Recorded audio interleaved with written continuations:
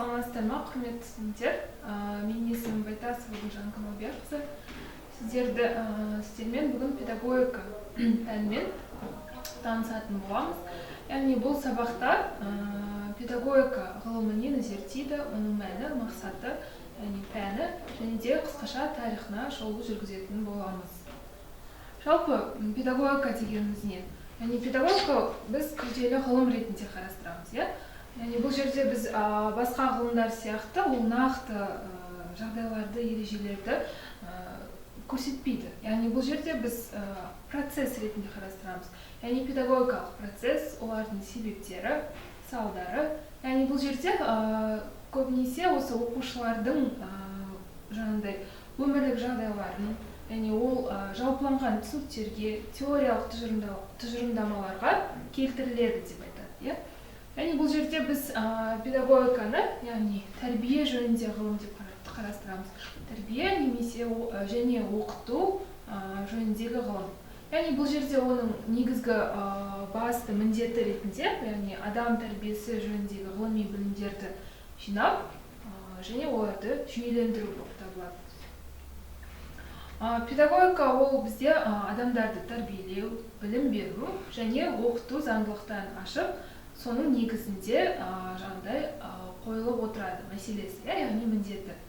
Бұл жерде осы қойылған міндеттерге жетудің ең пайдалы осы педагогикалық жолдарын және де оның тәсілдерін көрсетіп отырамыз. Біз білетіндей, яғни кез келген ғылымның өзінің объектісі болады және пәні болады. Яғни бұл жерде біз педагогиканың негізгі объектісін осы тұлғаға әлеуметтік тәжірибені меңгерту және де оның белгілі бір тұлғаны дамытуға бағытталған осы негізгі іс-әрекетін айтамыз. Оны біз былай қарастыратын болсақ, яғни білім беру деп те айтуға болады. Білім беруді біз педагогикада ғана емес, сонымен қатар ол философия, экономика, әлеуметтану, психология деген сияқты ғылымдарды да зерттейтінін айтамыз.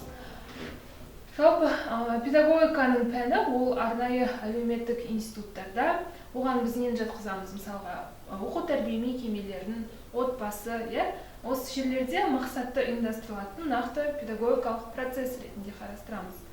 Педагогиканың негізгі категориялары үшке бөлінеді, яғни білім беру, тәрбие және де оқыту болып табылады. Жалпы осы педагогика ғылымында біз жаңа айтып өткендей, ол негізінен адамды яғни адамды тұлғаны зерттейміз. Яғни ол адамды біз негізінен биологиялық тіршілік иесі ретінде қарастырамыз. Оның жаңағыдай тұлға болып жетілуіне, дамуына ең қажетті жағдай ол әрине тәрбие болып табылады. Тәрбие адамды алға итермелейді, ізгілендіреді, оған қажетті, қасиетті сапаларды қалыптастырады. Жалпы біздің қазіргі қоғамда осы тәрбие жұмыстарын жүргізу үшін арнайы мекемелер түзілген. Яғни ол мекемелерге біз әрине мектеп, жоғары оқу орындары, тағы да басқа жерлерді айтамыз. Яғни адам тәрбиелеу жөніндегі ғылым ретінде педагогиканы қарастырамыз. Ол осы негізінен грек тілінен аударғанда балаларды жетектеу деген мағынаны білдіреді. Негізінен біз қысқаша тарихына келетін болсақ, яғни бұл жерде тәрбие тәжірибесін топтастыру, қорытындылау және арнайы оқу тәрбие мекемелерінде ұйымдастыру, жастарды өмірге дайындау қажеттігі туындайды.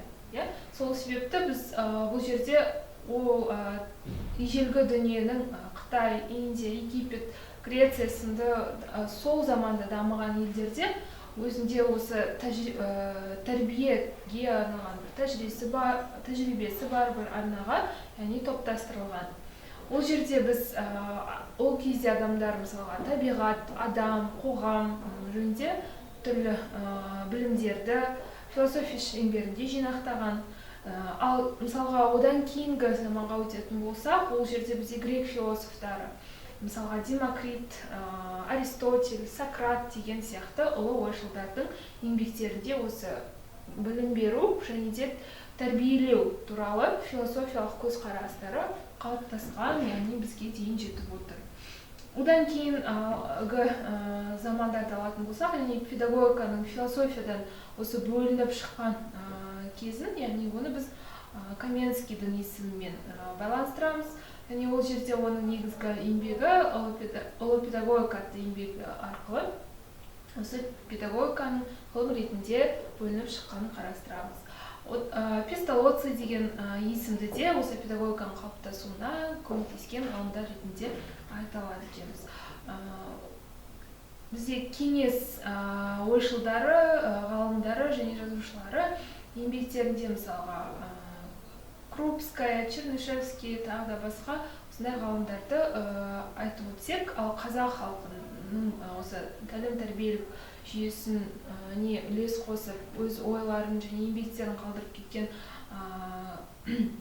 ойшылдарды, ғалымдарды айтатын болсақ, ол мысалы Абай Құнанбаев, Ибрай Алтынсарин, Сұлтанмахмұт Торайғыров, Ахмет Байтұрсынов сынды ғалымдарды атап өткен жөн.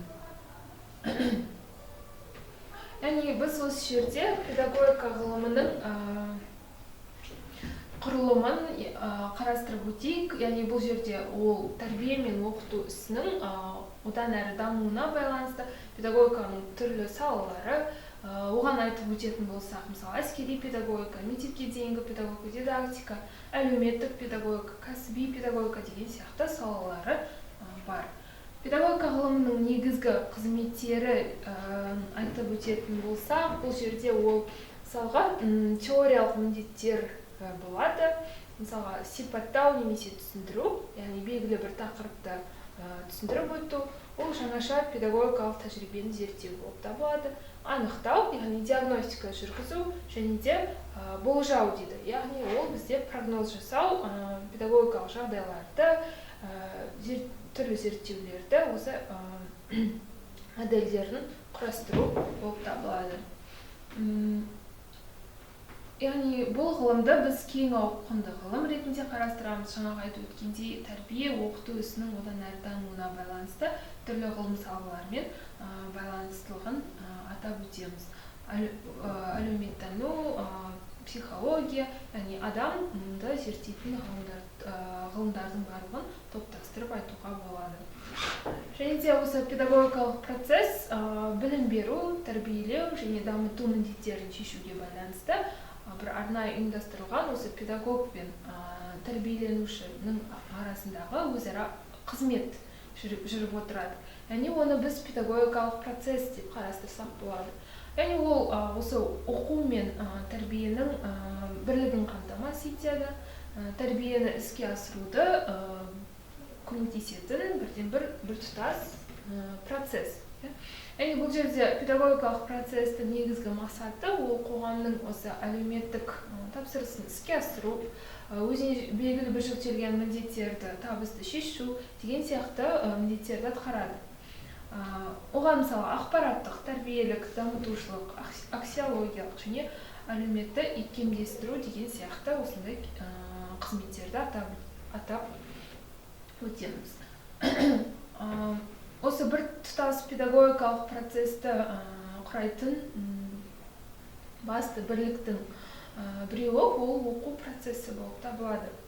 Оқу процесінде оқыту, яғни белгілі бір оқу материалын игеруге, осы оқытушының қызметін ұсынатын, белгілі бір білімдерді игеруге итермелейтін оқушылардың іс-әрекетін танытады. Яғни оны бізде дидактика деген бөлімін зерттейді, яғни оны бізге мысалға Вольфганг Радке деген кісі енгізген болады осы ғылым ретінде. Оқу процесі келесі қызметтерді атқарады, оған мысалға білімдендіру, дамыту, тәрбиелеу, ынталандыру, ұйымдастыру деген сияқты қызметтерді атқарады. Яғни бұл жерде білімдену процесінің табысты болуы көбінесе осы қолданылатын оқу әдістеріне тәуелділікті айтады.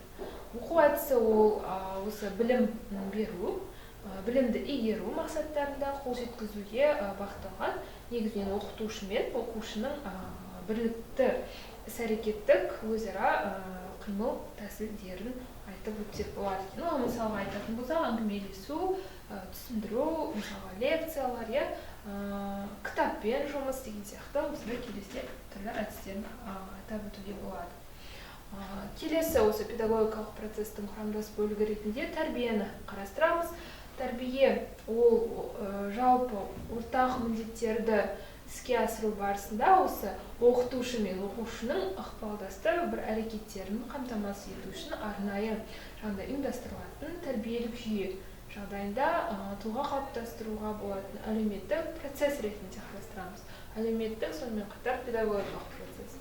Ол тәрбие әлеуметтену процесін басқару механизмі болып табылады. Осыған байланысты біз тәрбиенің екі негізгі функцияларын атап өтеміз. Алғашқысы тұлғаға әсер ететін әлеуметтік, психологиялық және тағы да басқа ықпалдарды реттеу, тұлғаны дамыту мақсатымен әлеуметтену процесін жеделдетуге жағдай жасау болып табылады. Яғни осылайша біз педагогика ғылымының негізгі мәселелерін анықтап өттік, яғни негізгі міндеттері, мақсаттары және де педагогикалық процесс ретіндегі құрамдас бөліктерін атап өттік. Сау болыңыз.